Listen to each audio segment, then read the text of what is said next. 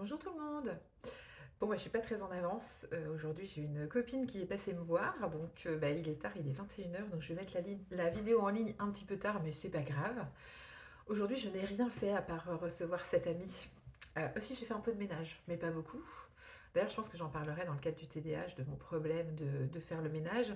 Mais aujourd'hui c'est pas de ça dont je veux parler, je vais parler un petit peu de mes maladies, parce qu'on m'a posé quand même pas mal de questions par rapport à ça. Je sais pas par quoi je commence. Est-ce que je commence par le cancer de l'utérus ou le cancer du sein? Je sais pas. Je vais commencer par le dernier en date. C'est le cancer du sein que j'ai eu donc en mai 2022. Les traitements ont duré un an à peu près. Et en fait, ça a été détecté parce que justement, j'étais suivie dans le cadre de mon premier cancer régulièrement. Je faisais des IRM. Et moi, je pensais qu'on faisait vraiment un IRM que de l'utérus, mais pas du tout. En fait, il y avait vraiment un scan complet du corps. Et c'est là où on a vu du coup le cancer du sein. Donc ça a été détecté très tôt. Et donc voilà, rien de grave en soi. Par contre, c'était vraiment une tumeur un peu coriace. Donc j'ai un peu eu un traitement de cheval. Donc j'ai commencé par la chimio. J'ai fait de la chimiothérapie. Donc j'ai eu 4 premières séances avec un produit qui s'appelle... Ah, je me rappelle plus, j'aurais dû regarder. C'est un produit rouge dégueulasse. Vraiment, pour tout vous dire, la quatrième injection, je voulais pas la faire. Parce qu'en fait, c'était vraiment comme si on me donnait un coup de poing ou une gifle, quoi. On me mettait à terre. Dès la première chimio, ça a été violent. Autant sur mon précédent cancer, la chimio, c'était l'inverse. Quand j'avais des séances de chimio, ça me donnait du peps. Et puis après, je déclinais dans la semaine. Parce que j'en avais une toutes les semaines. Alors que là, les 4 premières chimios, c'était toutes les 2 semaines. Et c'était violent. Vraiment, je me rappelle la première fois, j'étais allée donc le lendemain ou le surlendemain chez une copine, enfin chez des amis qui habitaient mais genre à 200 mètres de chez moi, quoi. C'était à côté. Et je suis revenue limite à 4 pattes, quoi. On m'a dit, tu veux qu'on te raccompagne? Je me suis sentie mal d'un coup. On m'a demandé si je voulais qu'on me raccompagne et j'ai dit non, non, bah non, j'habite à côté, quoi. Et je me revois, je me rappelle, il y avait ma voiture qui était garée dans la rue devant chez moi et je m'étais assise dans ma voiture parce que vraiment j'étais mal. Et ça a été comme ça pendant donc 2, 4, 6, 8 semaines, comme ça. Dur, dur, dur et violent en fait. Parce que à un moment donné, j'ai eu donc ces violentes douleurs articulaires dans le corps. Ça a commencé dans le dos, donc je pensais que j'avais mal au dos. Et du coup, je me suis pas inquiétée. Je me rappelle, j'avais croisé ma mère à Intermarché. Je faisais mes courses. J'avais croisé ma mère à Intermarché et j'étais pas bien. J'étais pas bien physiquement. Bon, au-delà de ça, j'avais des douleurs, mais je faisais pas trop attention aux douleurs. Et je me rappelle, enfin, je suis à la caisse, j'en peux plus, il faut que je paye, c'est long, enfin, c'est horrible. Et je vois ma mère, et en fait, je me dis, mais là, je vais pas réussir à rentrer chez moi. C'est-à-dire que là, j'étais déjà à la limite de l'agonie à la caisse. Et je me dis, là, je vais aller jusqu'à ma voiture. Et moi, j'habite au troisième étage sans ascenseur. Je me dis, je vais être en incapacité de monter mes courses, en fait, ce que je viens d'acheter. Donc, je me dis, ben, je vais interpeller ma mère et je vais lui demander de m'aider. Même si je savais que ça lui ferait du mal de me voir dans cet état, mais voilà. Et donc, elle était aux caisses rapides, donc j'y vais. Et je me rappelle, j'étais tellement mal, j'arrivais même pas à l'appeler. Je disais, maman, maman, je crois que c'est le gardien qui me voyait qui m'a aidé. D'ailleurs, c'était super sympa, les gens. J'ai été quand même beaucoup aidée tout le long. Enfin, c'est le petit intermarché à côté de chez moi. Et, et donc je vais dans ma voiture, elle me dit bah va à la voiture, je te rejoins. Et j'étais en pleurs dans ma voiture, quoi, j'étais mal. Et elle me dit mais qu'est-ce que t'as? Je fais non mais je suis fatiguée, puis j'ai mal au dos. Elle me dit non mais si t'as des douleurs Caroline, faut aller aux urgences. Et donc ça se fait comme ça, elle m'a monté mes courses, on m'a emmené aux urgences et aux urgences ils m'ont donné de la morphine en fait. Voilà. Et on m'a prescrit des opioïdes, parce qu'en fait, la morphine, on le donne à petite dose. Donc là, j'étais en crise, on m'a donné de la morphine. Et puis ensuite, quand je suis rentrée chez moi, on m'a donné Alors, je crois que la première fois, on m'a rien donné. On m'a juste soulagée avec la morphine. J'y suis retournée donc une deuxième fois aux urgences où on m'a donné du coup de l'opium en disant bah faut que ce soit progressif, on va essayer plusieurs choses parce que vraiment la morphine c'est le dernier truc quoi. Il y a d'autres choses avant. J'y suis retournée une troisième fois aux urgences, donc on m'a donné. Je crois que j'ai commencé à prendre de la morphine à ce moment-là. J'ai encore eu des crises, donc j'y suis allée une quatrième fois. Et la cinquième fois, aux urgences, il y a quelqu'un qui a eu l'intelligence de me donner, en fait, enfin, ils nous mettent un appareil où, en fait, on doit appuyer quand on a besoin de morphine, sachant qu'il y a une sécurité pour qu'on en ait toutes les 4 heures, je crois que c'est. Non, toutes les 40 minutes, je crois. Enfin, en fait, c'est contrôlé. Et en fait, le fait qu'on appuie quand on a besoin, bah, en fait, ils arrivent à doser. Et je dis, mais je suis venue 5 fois, pourquoi vous l'avez pas fait, genre à la troisième fois, quoi. Mais bon, bref. Donc là, du coup, j'ai été bien dosée en morphine, donc je prenais 2 fois 60 milligrammes, ce qui est énorme. C'est vraiment des doses de cheval, quoi. Mais ça, on me l'a dit après, enfin, sur le moment, on ne nous le dit pas. Et donc, ça a été très problématique parce que du coup, j'ai dû aller à la chimio en ambulance couchée. J'ai dû faire appel à des ambulanciers spécialisés parce que j'étais tellement mal qu'il fallait que je sois couchée. Je tenais plus debout en fait. C'était très très compliqué. Je me suis vraiment dégradée à ce moment-là en fait. Après, il y a eu les rayons. Alors après, les rayons, j'ai été plus en ambulance couchée parce qu'après la chimio, ça s'est arrêté. Je crois qu'on a quand même attendu la fin des rayons, donc j'ai eu, je crois, 30 séances de rayons. Où du coup, là, on m'a donc fait des rayons sur ce sein-là, c'est le gauche. D'ailleurs, j'ai pas dit, hein, mais d'abord, j'ai eu une tumorectomie. On m'a enlevé la tumeur qui faisait, je crois qu'elle faisait 13 centimètres de mémoire. Ce qui est gros quand même, hein, parce que mon autre tumeur, elle faisait que 2 centimètres, je crois. Donc non, elle était quand même bien avancée, mais voilà, pas de métastase, ça n'avait pas touché la chaîne ganglionnaire. Donc en fait, je crois qu'elle était située là, sur l'intérieur. D'ailleurs, j'ai un petit creux là, à un endroit. Et, euh, et voilà, donc j'ai eu des pansements, j'ai dû porter une brassière pendant 3 mois, parce qu'en plus, moi j'ai fait une réduction, j'en ai profité pour en enlever. Et voilà, j'ai dû garder la brassière 3 mois, puis ensuite j'ai eu des soins. Et après, avec les rayons, bah, j'ai été un peu brûlée en dessous du sein. J'ai une grosse brûlure, enfin, c'était compliqué à gérer ça. Après, je me faisais traiter pour le feu, donc ça allait.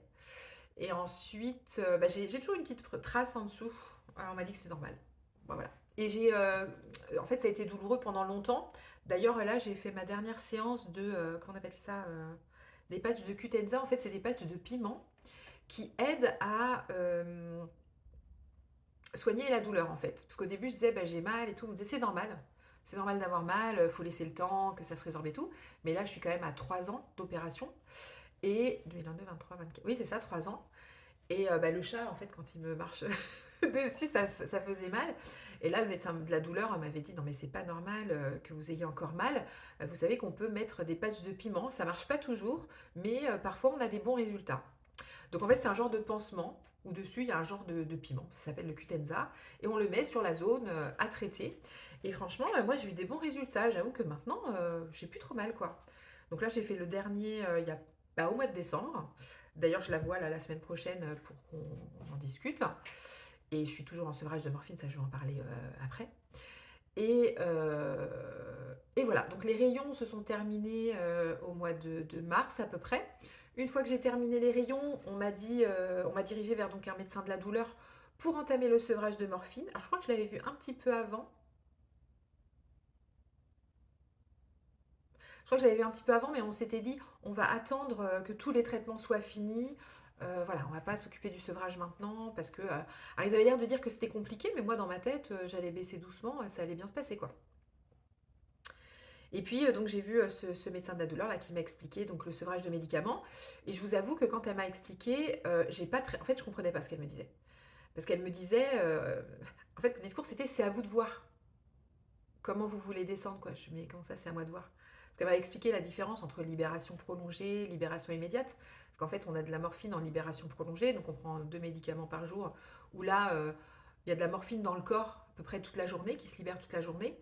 Et puis on a des interdoses en cas de douleur où là c'est en libération immédiate, c'est un médicament qu'ils font sous la langue et ça vient calmer la douleur directe. Donc elle m'avait expliqué qu'il fallait commencer par diminuer la libération prolongée, ça j'avais compris.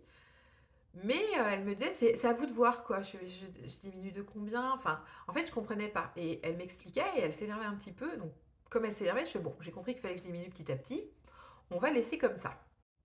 Donc je me suis dit, je ne vais pas l'embêter avec ça. Ce que je vais faire, c'est que je vais diminuer progressivement. Donc je crois qu'elle m'avait dit de 5 milligrammes en 5 milligrammes, un truc comme ça. Donc de 60 milligrammes, je suis vite passée à 30 le matin et 30 le soir. Donc ça se passait bien. Et arrivé à 30 milligrammes, bah, j'arrivais plus à descendre. Donc du coup, moi, je voyais plus le médecin de la douleur parce qu'en fait, comme c'était à Nantes, elle m'avait dit, bah, votre généraliste peut vous prescrire la morphine. Donc je voyais mon généraliste tous les 28 jours parce qu'en fait, on nous donne des médicaments enfin, pour 28 jours. C'est du coup bah, très contrôlé pour justement éviter les surdosages, les addictions et tout ça. Et bah, en fait, mon médecin généraliste, elle me disait non, mais c'est normal que vous alliez pas bien parce que à ce moment-là, là, quand je stagnais là, à 2 fois 30 milligrammes, je sentais que moi, j'étais en train de descendre. J'étais vraiment en train de... Comme j'avais déjà eu un premier cancer, je savais qu'en fait, la phase de rémission, bah, on monte progressivement et comme là actuellement, là, je vois que ça revient.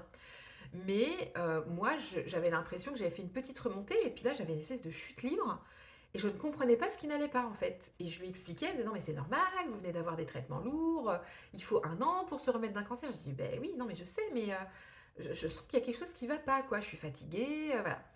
Et donc bah, là, elle me dit que je suis déprimée et qu'il faudrait me donner des anxiolytiques. Donc on me donne les anxiolytiques. Et entre-temps, je vois ce médecin remplaçant qui me verbalise que mes transpirations exacerbées et tout ça, c'est le sevrage de morphine et qu'il faut que je me fasse encadrer par un spécialiste. Il me dit, vous n'êtes pas suivi par un médecin de la douleur. Je dis, bah, elle m'a dit d'aller le voir en cas d'extrême urgence. Il me fait, bah, je pense que c'est une extrême urgence. Mais c'est vrai que ça veut tout et rien dire. C'est-à-dire, je trouve que des fois, on n'est pas toujours bien renseigné. En fait, le problème, c'est que les spécialistes, les thérapeutes, en fait, c'est leur jargon tout le temps.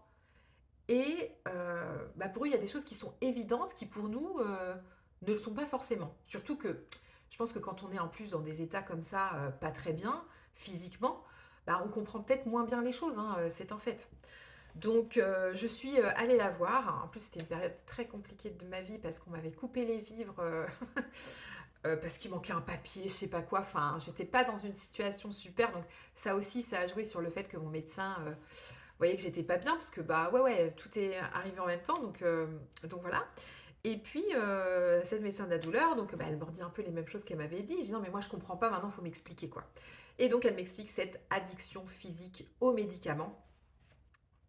Elle m'explique que mes douleurs, ce ne sont pas des vraies douleurs, parce que je suis plus sous traitement, mais que ce sont des fausses douleurs. Mon corps s'est habitué à la morphine et a compris que quand j'ai mal, je prends des doses, quoi. Je prends de la morphine.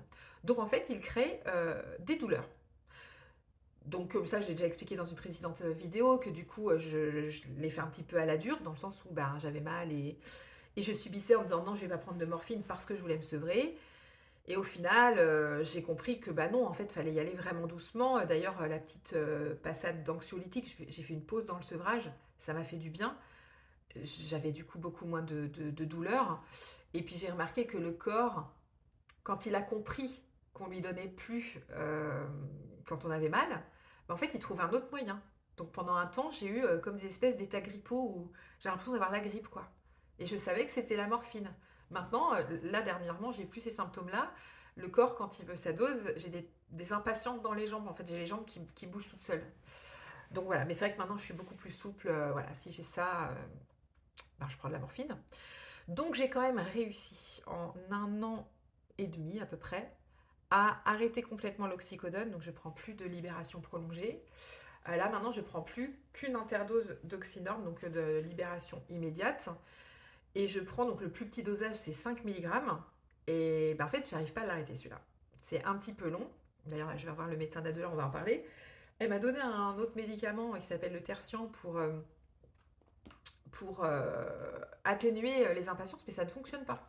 Ça ne marche pas. Donc, puis le tertian, ça reste quand même quelque chose qui peut aussi être addictif. Donc, je suis pas trop fan d'augmenter les doses et tout ça. Donc, ce que j'ai fait, c'est qu'en fait, comme c'est des médicaments qui sont mous, enfin, ils sont orodispersibles, là, vous savez, et ben du coup, je coupe en deux. Et je prends du coup plus qu'une moitié. Donc, en fait, je prends que 2,5 mg par jour. Et là, je vais essayer de le couper en 4. Parce qu'en fait, je n'arrive pas à l'arrêter et je sais que c'est psychologique. Parce qu'en fait, si bah, il y a des soirs où j'y pense pas du tout. Si par exemple je me couche tôt, bah je vais pas le prendre en fait. Et je vais pas en avoir besoin. Alors que je dis des bêtises, mais par exemple il est 2 h du matin, j'y ai pas pensé, tout va bien, j'en ai pas besoin. Puis d'un seul coup je fais tiens, j'ai pas pris la morphine. Ah bah vous pouvez être sûr que les jambes elles vont bouger toutes seules. Donc je me rends compte que maintenant, bah c'est psychologique quoi. Et il faut que j'arrive à arrêter, mais c'est vrai que la fin est finalement plus compliquée que le début. Donc moi j'ai eu énormément d'effets indésirables de la morphine, dont cette hypersudation. C'était horrible. J'avais mon corps en eau. C'est-à-dire que je transpirais abondamment. Et je dis des bêtises, mais me lever d'une chaise, rester debout, je transpirais en fait. Donc, je suis restée énormément assise, allongée. Il y a même eu un mois, pas cette année, mais l'année dernière, au mois d'août, il a fait pas si chaud, il faisait 27 degrés, c'était pas un été chaud, mais heureusement, parce que je sais pas comment j'aurais réussi à tenir. Et en fait, je me sentais mal quand j'étais à la chaleur. Donc, je suis restée enfermée pendant un mois avec le ventilateur sur moi, volets fermés pour maintenir un maximum la fraîcheur de la pièce. J'ouvrais en grand la nuit pour que la fraîcheur elle rentre. Et j'ai fait ça un mois. Et bah évidemment, j'ai très très peu bougé sur ce mois-ci. Et je pense que c'est là que j'ai vraiment perdu toute ma mobilité et tous mes muscles. Donc, malgré tout ça, je faisais quand même du kiné pour me rééduquer musculairement. Donc, j'ai eu du kiné en piscine. Maintenant, je fais aussi du kiné sur table parce que ça a été long, cette rééducation musculaire. Et surtout, comme j'avais pris beaucoup de poids, j'avais quand même atteint 138 kilos, ce qui est énorme. J'avais jamais fait un poids aussi haut. Et bien, j'avais pas assez de muscles pour porter mon poids. Donc, en fait, j'étais dans un espèce de cercle vicieux où bah, dès que je me mettais en action, j'étais fatiguée, je transpirais, parce qu'en fait, quand on transpire comme ça beaucoup, les médecins m'ont expliqué que quand, par exemple, j'ai des bêtises, mais j'allais faire mes courses et je transpirais à fond, c'est comme si j'avais fait une heure de sport en fait. C'est-à-dire que c'est comme si j'avais transpiré en faisant du sport. Donc mon corps, bah, ça fatigue en fait de transpirer. Donc c'est pour ça que j'étais tout le temps crevée et j'arrivais pas à sortir de cette espèce de léthargie. C'était compliqué. Donc dès que je me mettais en action, bah, je transpirais à fond. Du coup j'étais fatiguée. Du coup je me reposais et comme je me reposais, bah je perdais finalement tous les bénéfices de mon action. Et je suis restée comme ça dans ce cercle vicieux pendant 6-7 mois, hein, facile, hein. Et c'est vraiment la perte de poids qui a initié cette amélioration de santé, quoi. Parce que j'ai vu à un moment donné que bah, la piscine c'était plus suffisant. Donc maintenant je suis sur table. Donc là maintenant je travaille plus que le dos parce que les jambes ça y est c'est revenu. J'habite au troisième étage sans ascenseur donc je sollicite pas mal mes jambes. En revanche le dos c'était plus compliqué. J'avais jamais musclé le dos. Enfin je crois que c'est quelque chose qui est inné en fait. On s'en sert tout le temps en fait du dos quand on marche. Et là j'ai dû faire bah, tout un travail par rapport au dos et je fais aussi du cardio parce que je m'essoufflais vite tout ça. Et là vraiment ça devient pas trop mal quoi. Je n'ai pas récupéré toutes mes capacités maintenant, mais je pense que d'ici 2-3 mois max, je vais être pas mal. Maintenant, c'est ce cumul de fatigue qui est un petit peu long à récupérer. Là, par exemple, ce que j'ai, c'est que quand j'ai des journées chargées, par exemple, hier, là, j'ai fait ma vidéo, j'étais crevée, j'ai rien fait d'incroyable dans la semaine, hein. Mais je vois bien que voilà, je suis plus fatiguée et je sais d'expérience parce que j'ai déjà eu une période de rémission qu'il faut bien prendre le temps de récupérer. Voilà. En tous les cas, je suis totalement guérie, hein, c'est-à-dire que voilà, je suis contrôlée régulièrement pour mon cancer du sein. Je parlerai demain de ça, mais du coup, j'ai le BRCA1. J'ai fait des tests génétiques qui ont montré que j'ai un gène qui fonctionne pas bien et qui du coup, je risque une récidive. Donc c'est pour ça que je suis vraiment très surveillée par rapport à ça. Et j'en parlerai demain de comment j'ai découvert et voilà, quels sont les tests et quels sont les risques. Donc je ferai certainement une partie 2 demain. Voilà, je ne sais pas si ça vous aura intéressé, mais c'est vrai qu'on ne parle pas souvent des traitements de la maladie. Donc si vous avez des questions, n'hésitez pas à les poser. J'ai vraiment pas de tabou par rapport à ça et j'y répondrai. Et je parlerai aussi du cancer de l'utérus, que c'est encore des traitements différents. Et c'est quand même intéressant pour la prévention et tout ça, ça peut être bien. Donc si vous avez des questions, n'hésitez pas à en parler. Je parlerai aussi de l'entourage et comment l'entourage le vit. Je vous fais des bisous et je vous dis à demain.